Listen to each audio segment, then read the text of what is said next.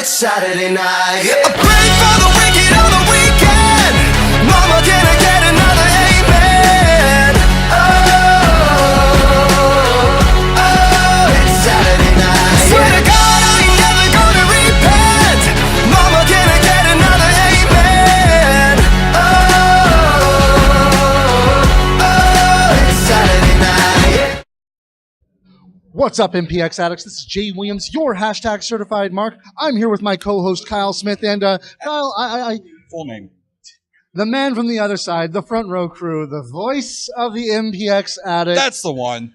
Kyle Smith. And Kyle, I guess you could say that, well, the boys are back in town. For sure. I mean, that's something a lot of us have waited for a super long time. And to finally see the addicts get behind who they should always be behind to begin with is phenomenal. That building, I haven't heard a reaction that loud in who knows how long here Absolutely. in the MPX Event Center. Just seeing the three guys, the Impact players, Dave Sagan, The Solution, Dave Sagan, Mr. Match of the Night, Ryan Remington, and the Tommy Becker together again was enough to send this crowd over the top. But that wasn't all. And there's a slight spoiler for later on that, man. It's going to lead me to say words I never thought I would say. But you know what? We'll save that one for the main event. And for the first match of the night, ladies and gentlemen, honestly, this was a lot of fun. I was like, it could have gone either way, and I would have been just as happy. Yeah. We saw team action, Richter 5-0 and Magnum RL going up against the newly minted tag team.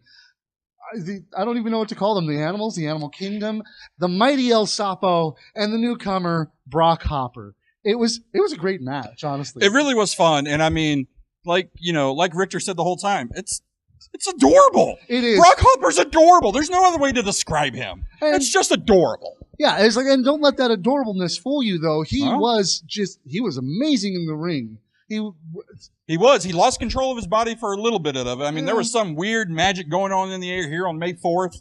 I mean, there was a forced butt punch from Richter to Brock, then to Sapo. I mean, I don't even know how to describe it. You're going to check it out on the network because that description was horrible. But I mean, there's no way to describe it. The force is strong with Richter. I mean, it's incredible. And like I said, I enjoy the team of Team Action. I enjoy this new team. Like at first, I wasn't on board. I was not on board with the Penguin, wasn't on board with the Frog. But them together, this is 2 wins in a row. I mean, they're coming together in their own. And amazingly, it was Brock Hopper who got the pin, and it was really great pin. Like Richter said, it was too adorable. He couldn't kick out of. I mean, it was just too adorable. Sorry, did you just feel like a ghost in the night? There was I got a chill on my neck. I don't know what that was, but either way, for the second match of the night, we already see Menage a Trois flexing their championship muscles. Like it or not, they are on top of the roster, so therefore they made a little bit of a change to the card. They did, and like I said, because we are living in the Menage a Trois era, they can do what they want, and they did flex that muscle. And Lizzie didn't really feel like fighting Phoebe. She already fought Baby D. She saw no purpose in fighting Phoebe, so she found a very suitable replacement. Someone I would say is matched even with Lizzie. I mean, there was really no difference here. I don't know. I think that maybe this choice, going up against Phoebe was a bit excessive. Excessive violence, that is. As Sky de la Cremosa replaced Lizzie Thorne in the match, and Phoebe tried her hardest. She fought valiantly, even with that hula hoop. There were several times where I was like, oh my gosh, Phoebe actually got this. Because, again, using to the match we talked about last time, she used that adorable roll-up, and it was almost there. Yeah. I mean, because she's just almost as adorable as Brock. But, hey, the excessive violence came through. He proved it. I mean, and that's exactly... Sky is on one of the biggest roles here in MPX. True, and actually, I'm not too disappointed to see that, but all the same, oh, poor Phoebe. Yeah. Get better soon. Well, she'll bounce back. Next up, we saw a match that actually went as planned, sort of, I guess, depending on whose plan you're talking about. Yeah. As two men who are on separate paths, but those paths intersect. We had Michael Schaefer on a path of destruction, trying to come up to the top of the card again. And Frankie Fisher also trying to climb back to the top of the card, but more of a path of redemption.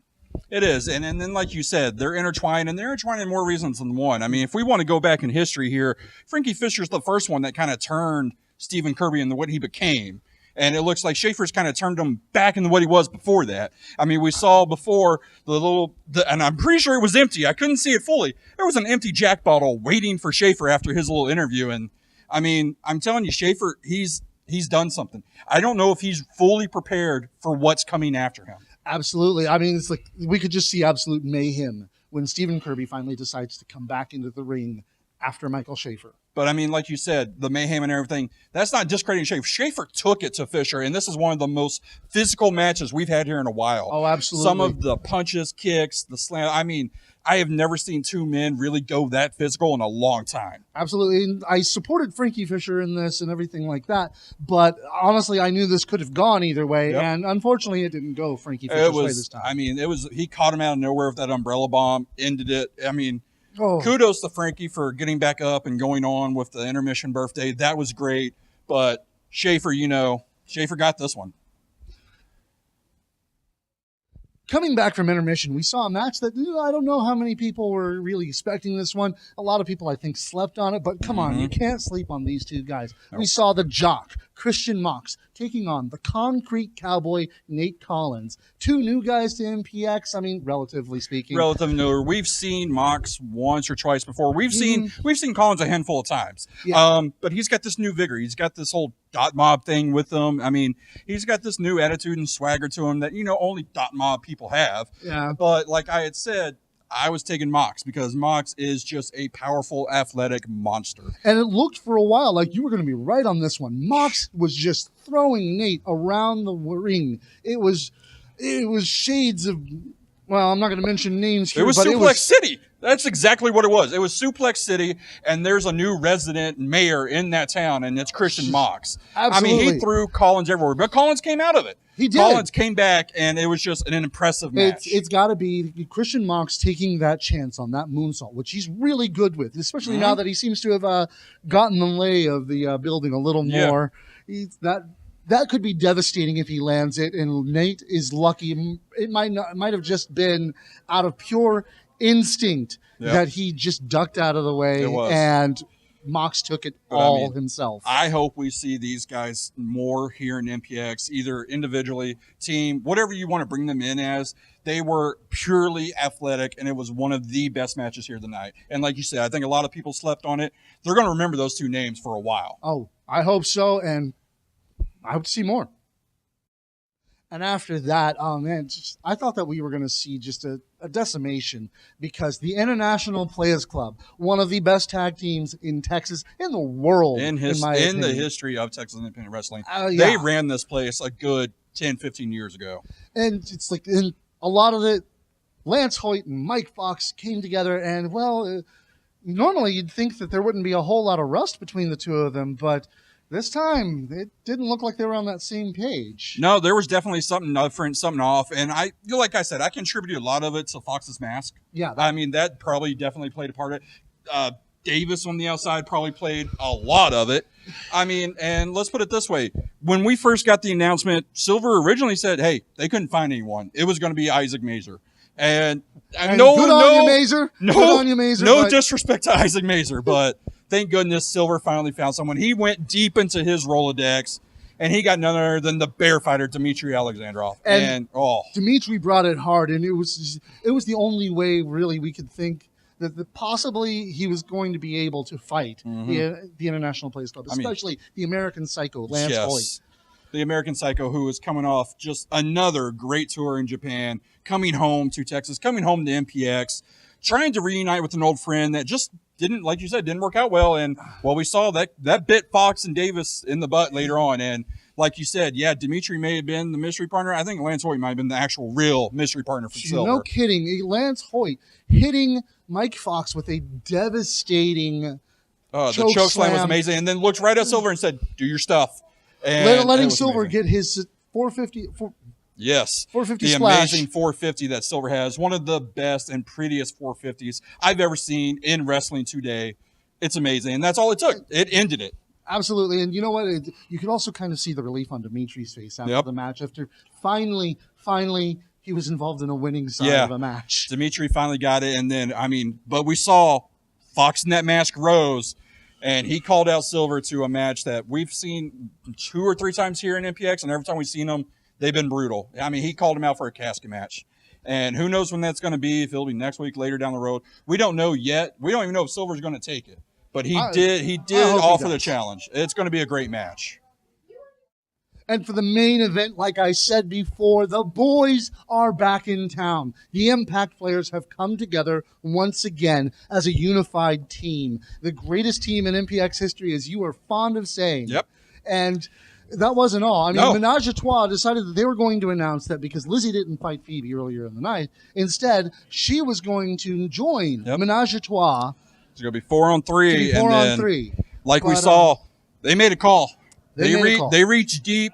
Like we said, the brotherhood, the family, the entire Impact player family was back together as we saw Jamie Aller come out. In gear, matching gear, Impact players, full theme, everything. And I mean, Jamie Aller came out to a hero's welcome, which is probably the weirdest thing I have and will ever say on this show. hashtag in Aller we trust, hashtag WWJD. I mean, I've said it all along. And what would Jamie do? Jamie would get in the ring, fight with his boys against this group that, you know, I know you like him, but I mean, he was ready to do anything to get rid of these guys. These 8 people in this match, I was torn the entire time because, like you said, I do enjoy them all. And I mean, going back to, like you said, Jamie getting in the ring, we saw this.